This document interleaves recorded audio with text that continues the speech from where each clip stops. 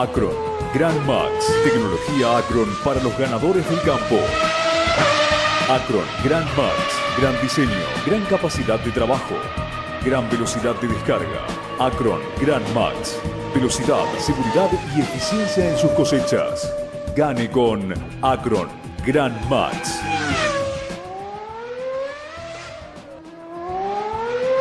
Macoser, para sus productos Singer y Florencia, presenta con exclusividad este programa de difusión educativa y cultural.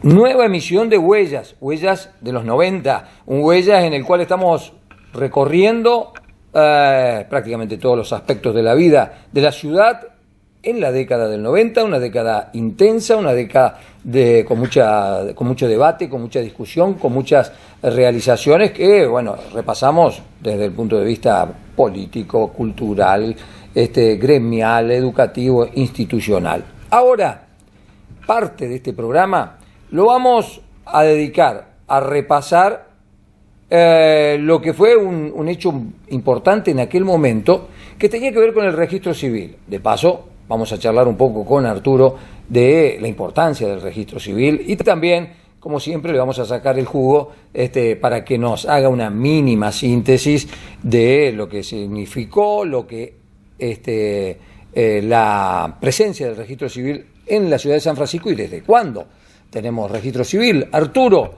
para ponernos en contexto y antes de llegar a las notas que vamos a presentar hoy, registro civil, funciones y el momento en el que aparece en nuestra ciudad, porque en el momento de la fundación de San Francisco no teníamos registro civil.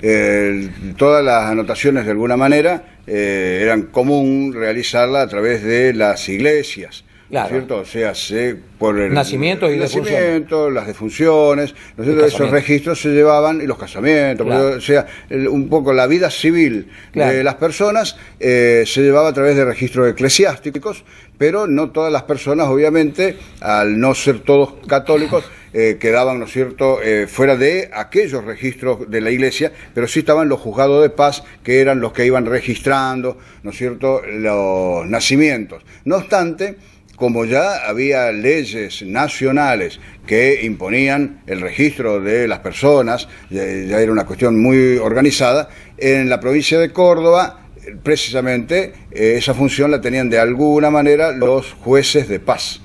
Pero en el año 1893, por gestiones que comienzan, por cierto, antes, porque todo demanda un tiempo, y particularmente de un concejal que era Damián Martínez de Mendivil, un español, claro, ¿no es cierto?, que era miembro del Consejo Deliberante, se consigue que el registro civil funcione en San Francisco bajo dependencia de la municipalidad. Bien. De modo tal que pasaba a ser laico, claro, y para todos. Claro, claro, adquiría el carácter de universalidad que tiene hoy el registro civil. ¿Y eso en qué año fue? Eso en el año 1893. 7 años después de la fundación de la colonia, ¿no es cierto?, y la instalación de Plaza San Francisco primero, y en 1888 comienza a formarse Estación San Francisco, que va teniendo toda una serie de acontecimientos con distinto tipo de administraciones, y fíjate que concretamente lo que es la municipalidad de San Francisco como municipalidad comienza en 1894, claro, empieza luego, claro, ¿no es cierto?, pero sí ya había comisiones administrativas, claro, y entes que representaban a los habitantes de la localidad y que también de alguna manera le llamaban la municipalidad. Claro, ordenaban la vida comunitaria. Claro. Incluso tenían un intendente que generalmente era el presidente del Consejo Deliberante. Claro. Tenía la doble función en algunos casos. O sea, eran periodos muy cortos, eran por año. Y donde la mayoría de los integrantes de ese Consejo Deliberante eran extranjeros. Teníamos consejos, acá y en muchos pueblos de la región, verdaderamente consejos deliberantes cosmopolitas. Claro. Porque había suizos, españoles, italianos, algún criollo. O sea, era gente de las distintas nacionalidades que integraban la comunidad que se involucraban mucho en esa cuestión pública, ¿no? En la parte del gobierno municipal, porque tranquilamente era gente que eran inmigrantes, que podían estar trabajando, preocuparse por su cuestión personal. Pero claro, había una cantidad de problemas comunes que necesitaban de resolución. Problemas que hoy nos parecen... Problemas y necesidades. Claro, sencillos, ¿no es cierto? Pero, por ejemplo, un camino que lleve a un lugar... Una cuneta para que se lleve el agua. Las alcantarillas. Un médico. Los médicos también lo gestionaban. El arbolado. La iluminación de las calles con faroles de queroseno y de gas. Luego, lo que le llamaban los pasos de piedra. Los pasos de piedra eran bloques de ni siquiera era el cemento como lo conocemos hoy, sino que otra elaboración del cemento, pero que eran pasos que se ponían en algunas esquinas céntricas. Claro. Y tratando de facilitar, unir veredas, ¿no es cierto?, simplemente con un paso, un caminito de cemento, para que en los días de lluvia, claro, particularmente, los chicos puedan llegar a las escuelas. Claro, ese tipo de problemas había que resolver. Eso tenía que resolver. En ese contexto, entonces, se crea el registro civil, 1893, ya bajo la órbita de la municipalidad. Llegamos hasta a los 100 años. Claro, en 1993 se celebran los 100 años del registro civil de San Francisco. La directora del registro en ese momento era Vilma Guetier de Catani. Claro. Intendencia de Jorge Bucco, la segunda intendencia de Jorge Bucco, el segundo periodo. Y se había decidido hacer unas dependencias del registro civil en la planta alta de la Dirección Municipal de Cultura, donde originalmente o en aquel momento funcionaba el Consejo Deliberante. Pero la nota estaba dada por la inauguración de la sala de casamientos. Claro. Así que hay una entrevista que se le realiza a Vilma Guetier en ese momento, donde ella habla precisamente y le preguntan, ya estamos hablando de 26 años atrás, pero le preguntan cómo venía la institución de la familia, cómo era el tema del matrimonio, porque ya como que había mucha gente que decidía no casarse. Y Vilma Guetier dice que no, que la institución familiar sigue en pie. Bien, para comparar. 26 años atrás, ¿no es cierto? Pero en cuanto a los casamientos, se estaban produciendo en un número interesante, porque de algunos años antes se había aprobado el divorcio. Claro, la ley de divorcio, entonces claro, había mucha expectativa respecto de qué pasaba con eso.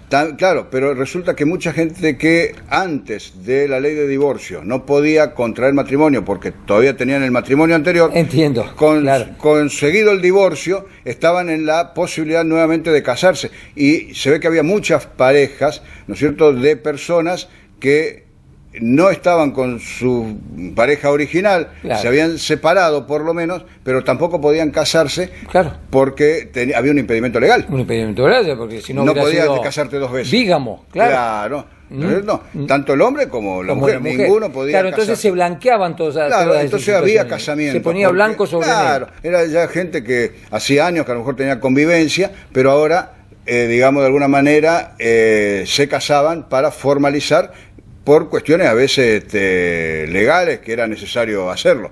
Así que entonces ella sostiene que precisamente había un buen número de casamientos, si bien admitía que, dice, mucha gente joven toma todo con alguna cierta liviandad y se casan, total, luego pueden divorciarse. Así que estas son un poco las palabras que escuchamos de Vilma Guetier.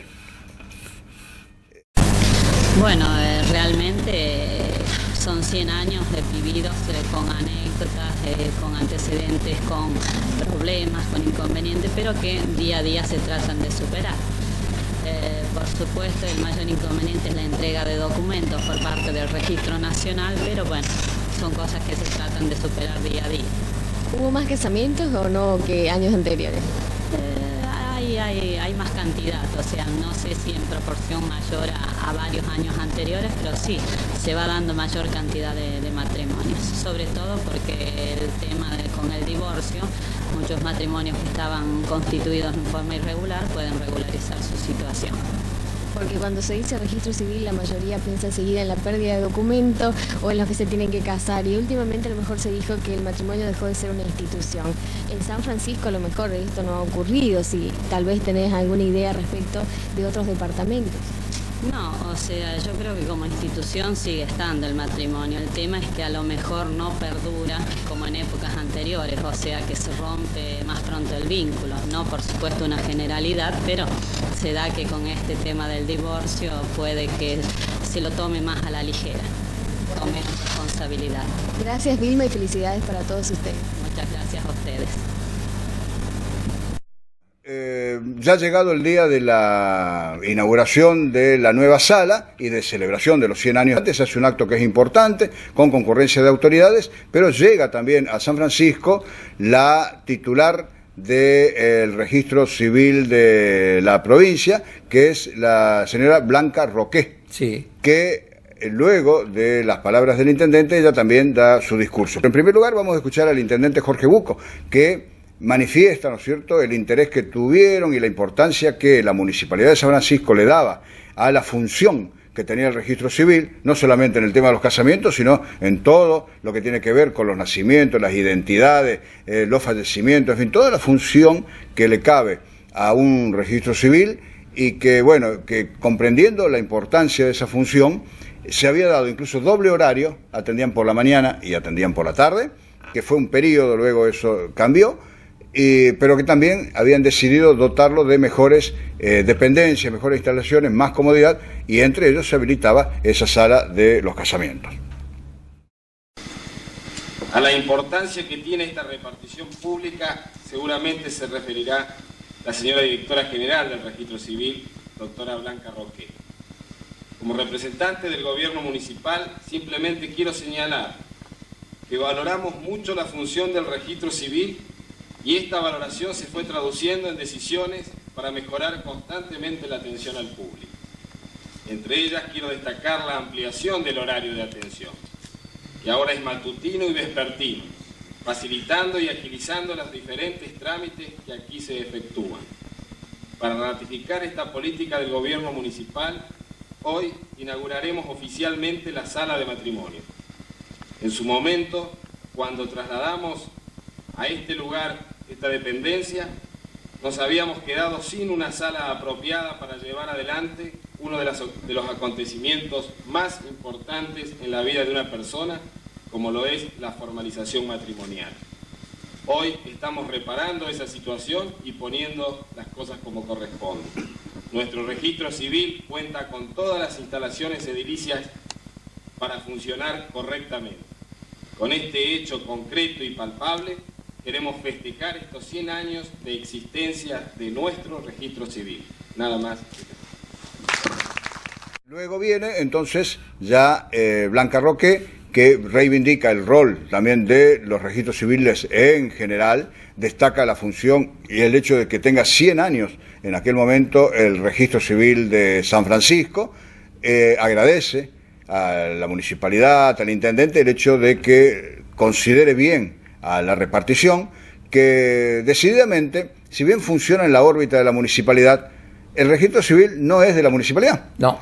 Hoy por hoy, ¿no es cierto?, depende del Ministerio del Interior. Se da una ambigüedad ahí, porque toda la cuestión operativa, funcional, responde al Ministerio del Interior. Los empleados son municipales. Son municipales. Y el espacio. Y el espacio. O sea, la municipalidad tiene que encargarse de que eso funcione, pero bajo normas que le impone el Ministerio del Interior. O sea que todos los registros civiles de la República Argentina tienen el mismo reglamento. Claro. En cada lado funcionará, digamos, a su manera, pero la municipalidad lo que tiene que disponer es el personal, el espacio, y luego dispondrá de los horarios, ¿no es cierto?, de cómo funciona. Pero la reglamentación es del Ministerio del Interior, para todo. Incluso en la actualidad, ¿no es cierto?, tiene una función mucho más amplia, porque incluso le han incluido ahora el tema pasaportes, claro, la documentación digital, en fin, cosas que antes ya se hacían, los pasaportes no, pero todo lo que sea identificación se hacía a través del registro civil, pero ahora con equipamiento aportado, sí, en este caso por Ministerio del Interior, porque es todo, digamos, equiparado a nivel nacional. Normalizado. Está normalizado a nivel nacional. Así que estas son las palabras que decía entonces en aquel momento Blanca Roqué. Autoridades civiles, comunales, queridos jefes de oficina del registro civil, señoras y señores que nos acompañan. Los funcionarios políticos, entendida la política en el sentido clásico del término, como aquellos que administran los bienes del Estado, que ocasionalmente nos encontramos en acontecimientos de trascendencia como estos, solo nos resta decir con toda humildad que nos adherimos al festejo, que nos adherimos a las realizaciones de aquel grupo de pioneros que seguramente hace 100 años pensaron en inaugurar una oficina de registro civil, aquellas personas que hicieron posible, aquellos ciudadanos de la ciudad de San Francisco que hicieron posible que este acontecimiento que hoy a 100 años vista celebramos empezara como una semillita sembrada en aquella aldea que seguramente era esta que hoy es la bella y pujante ciudad de San Francisco. Estos son realmente las realizaciones de la vida de los pueblos, donde los protagonistas son los ciudadanos, porque las instituciones, que son las que quedan, son una entelequia sin la presencia de las personas. Estas personas que día a día fueron registrando estos acontecimientos de íntima importancia para la gente, que es el nacimiento, que es el matrimonio, que es la muerte, que son las filiaciones, las adopciones, tareas estas que realiza el registro del Estado Civil de las personas. 100 años del registro civil, festejados en 1993, con las características que estuvimos viendo. Ahora vamos a cambiar de tema. Nos vamos a ir al sector gremial.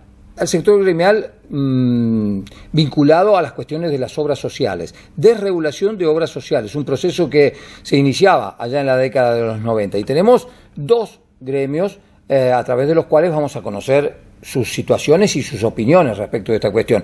Uno, el SINPECAF, Sindicato de Empleadas de Casa de Familia, y otro, el gremio gastronómico. Empecemos con el SINPECAF, Arturo. Exactamente. Lo que tenemos es una entrevista que se realiza en aquel momento y que la delegada que tenía SINPECAF en San Francisco y que siempre tiene actualidad porque son temas en los que se sigue insistiendo sobre que la necesidad de que se ponga en blanco a las personas que trabajan en casas de familia, ya sea mujeres, que generalmente son mujeres, pero también hay varones que prestan servicios, determinados servicios en casas de familia y que necesitan ser, de alguna manera, blanqueados a través de los recibos. O sea, la delegada explica acá muy claramente qué es lo que tiene que reclamar la persona que presta los servicios, pero también se ofrecía para asesorar a quienes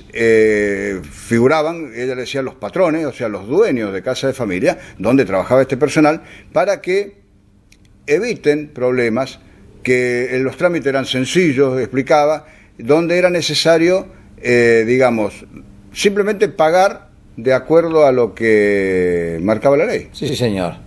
O sea, y hacer los aportes. O sea, no era que había una complicación de otras cuestiones, al contrario, medio como que plantean también que con ese blanqueo se evitan posteriores juicios y problemas y reclamos, porque es sabido que en muchos casos, ¿no es cierto?, diríamos la gran mayoría de los casos de personal que trabaja en casa de familia, son contados los casos en donde la persona va a trabajar muchos años en el lugar. Generalmente son periodos medianamente cortos, puede ser 1 año, 2 años, 3 años, por algunas circunstancias necesitan, ¿no es cierto?, de ese servicio y se contrata a una persona, pero probablemente no va a estar muchos años. Hay casos que sí, ¿no es cierto?, de personas que han trabajado prácticamente toda su vida laboral en un solo domicilio o para una misma familia, pero en este caso la delegada da una explicación que es muy clara, la da en el año 1993, pero bien cabe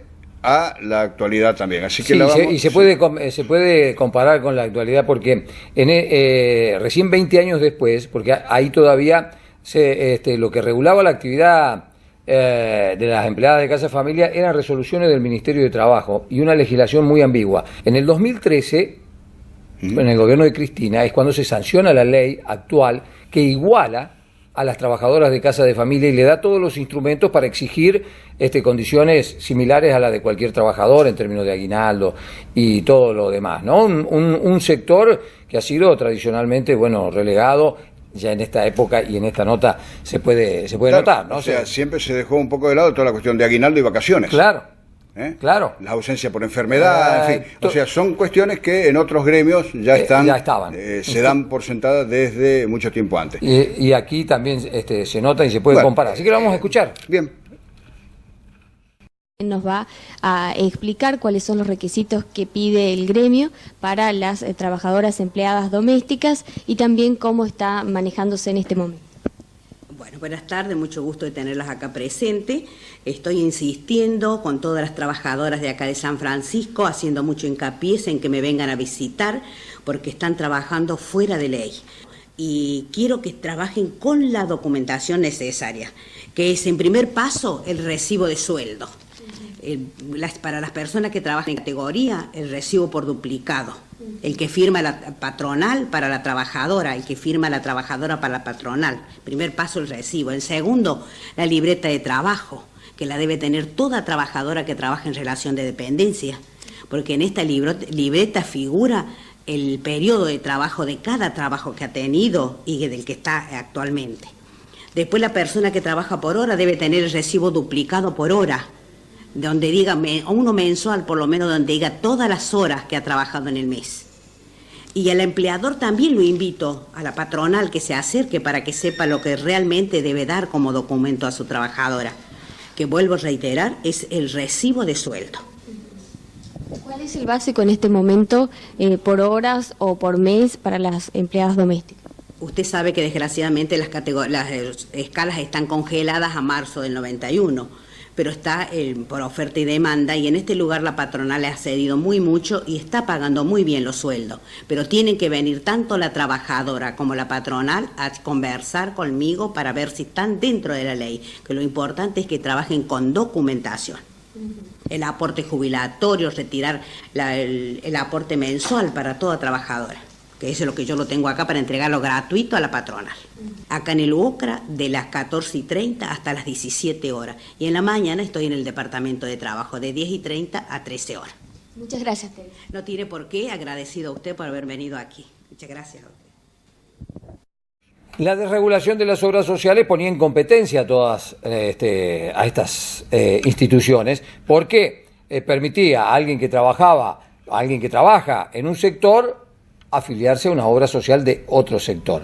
Hugo Ávila, que en aquel momento era el titular de Gastronómicos, es la persona que nos habla sobre este tema. Exactamente, Hugo Ávila era secretario general del gremio de Gastronómicos y ellos sabían ante la nueva posibilidad que existía con la desregulación de las obras sociales, el gobierno de Menem, por supuesto, año también 1993, el gremio se contacta con sus filiales, ¿no es cierto?, a nivel nacional o con sus organismos a nivel nacional y consigue un muy buen equipamiento en la parte médica, en la parte de salud, instala, particularmente también ahí se muestra, un consultorio odontológico importante para la época y bueno, ellos lo resaltan en la nota señalando que lo que pretendían era darle un mejor servicio a sus afiliados y ponderaba precisamente en la parte de odontología Ávila que el consultorio que tenían en el gremio era mejor que muchos de los consultorios privados que había en la época en San Francisco, por la tecnología,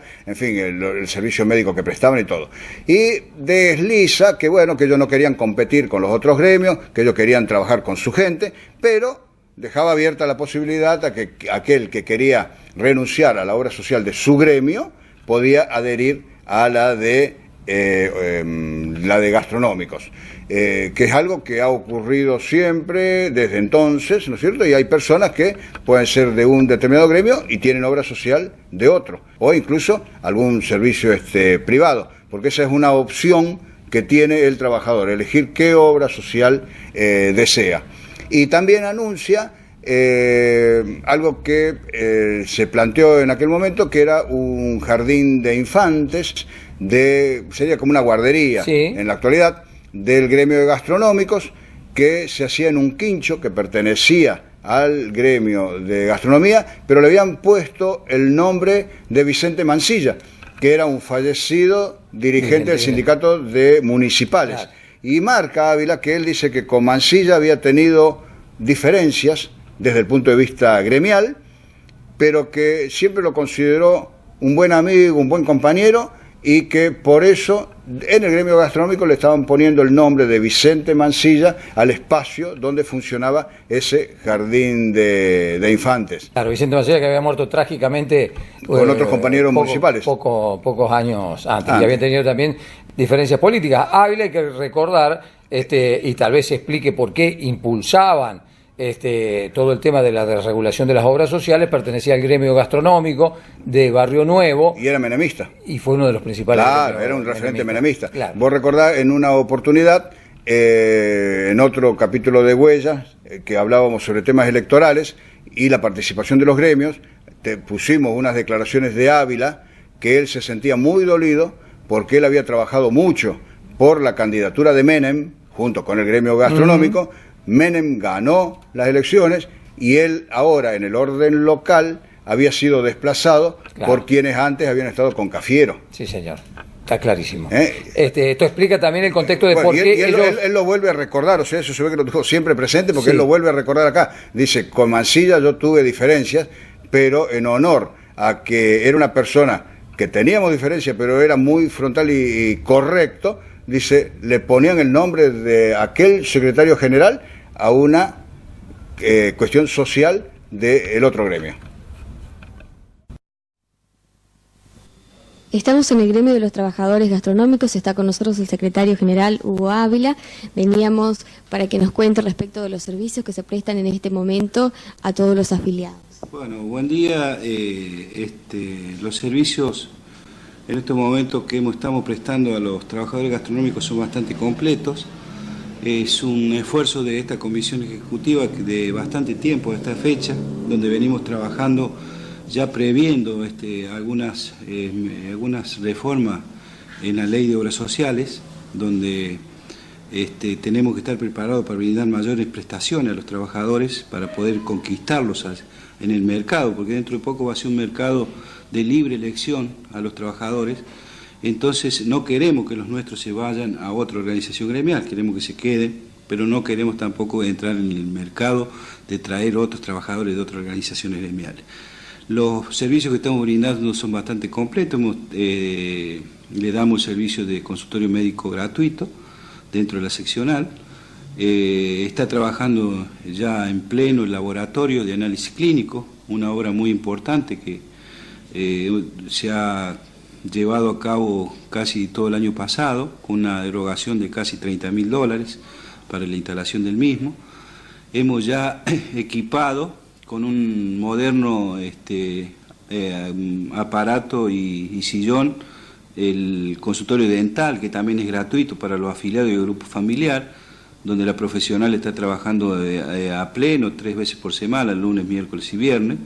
El mismo está compuesto con sillón electrónico, rayo de infrarrojo, tornos nuevos, la lámpara láser que sutura en segundos. Es algo muy moderno que no sé si en San Francisco existe algo de eso. Y bueno, y ahora hemos agregado, la intención nuestra era de poner en funcionamiento este año, en marzo, con un convenio firmado con el CONET, el quincho de escuela Vicente Mansilla. Esto es una primicia para ustedes, porque la organización gremial, la que represento, y éramos muy amigos, los criamos juntos, y tuve la suerte de trabajar al lado de él, aunque teníamos nuestras diferencias, pero las diferencias eran gremiales y no de amistad. le hemos puesto el nombre de Vicente Mansilla al Quincho Escuela, pero no va a poder funcionar este año porque la erogación que necesitamos es mucho dinero, donde tenemos que comprar todo el material para la escuela. Pero hemos llegado a un convenio donde un grupo de chicas, de maestras, van a inaugurar ahora el día 25 un jardín de infantes que ya lo están trabajando. Le vamos a dar color y vida a esta organización, porque yo la quiero, esta casa es grande y la quiero tener llena, si es posible, de afiliados y de gente, porque para tener un palacio vacío no sirve.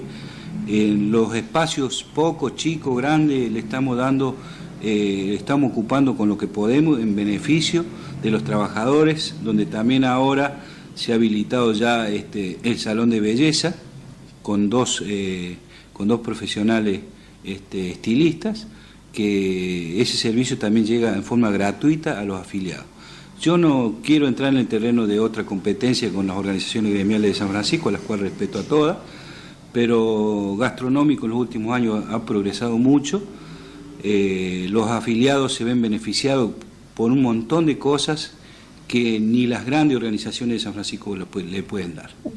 ¿Son muchos los afiliados gastronómicos en San Francisco? Bueno, en San Francisco con grupo familiar hablemos de 400 afiliados activos, con grupo familiar sobrepasan los 1.200. Muchas gracias. Así termina una nueva edición de Huellas, que esperamos que haya sido del agrado de ustedes, donde hemos matizado algunos temas que nos parecieron muy interesantes, así que la propuesta es reencontrarnos en otra emisión de Huellas de los 90.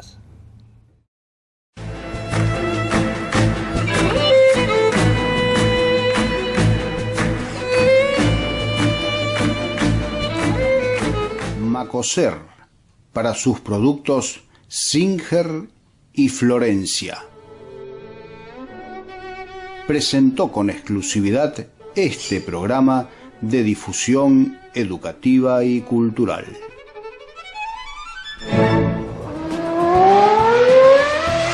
Acron, Grand Max, tecnología Acron para los ganadores del campo. Acron, Grand Max, gran diseño, gran capacidad de trabajo, gran velocidad de descarga. Acron, Grand Max, velocidad, seguridad y eficiencia en sus cosechas. Gane con Acron, Grand Max.